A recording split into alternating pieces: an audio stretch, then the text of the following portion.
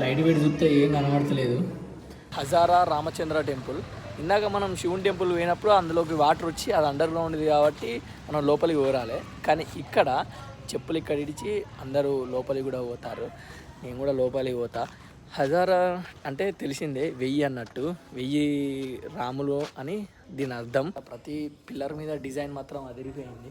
అది చూడండి, అంత శ్రీకృష్ణదేవరాయలు మాత్రం కట్టించుడు సూపర్ కట్టించిండు. డిజైనింగ్ ఆర్కిటెక్చర్ చాలా బాగుంది అంతా. ఇక్కడ చూడండి ఎంత రీసౌండ్ వస్తుందో. ప్లస్ ఈ పిల్లర్లు చూడండి, ప్రతి పిల్లర్ మీద సూపర్ ఉన్నది. మనం ఇక్కడ కాదు, ఫారినర్స్ కూడా వచ్చి చూస్తారు ఈ పిల్లర్ మీద. అక్కడ ఆ పిల్లర్ కూడా ఇందాక చెప్పినా కదా, కొంచెం క్లోజ్ చేసి ఉన్నది కావచ్చు అని మనం లోపల దాకా వేసి చూద్దాం. మనకి ఏదైనా లోపల దాకా వేసి చూస్తుంది అలవాటు కదా. కొంచెం చీకటి ఉన్నది, మొత్తం ఏం కనబడతలేదు.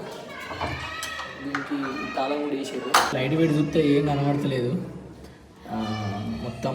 కానీ ఈ లోపల నుంచి వెళ్ళి పావురాల వాసన వస్తుంది.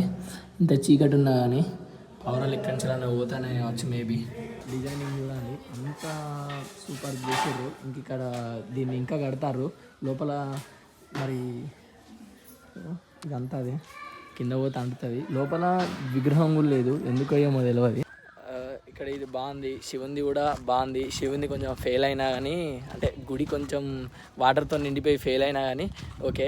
ఇక్కడన్నా సెట్ అవుతుంది అని అనుకుంటే ఇక్కడ అసలు విగ్రహమే లేదు, కానీ గుడి మాత్రం ఉన్నది. లోపల నుంచి వెళ్ళి పావురాల వాసన వస్తుంది.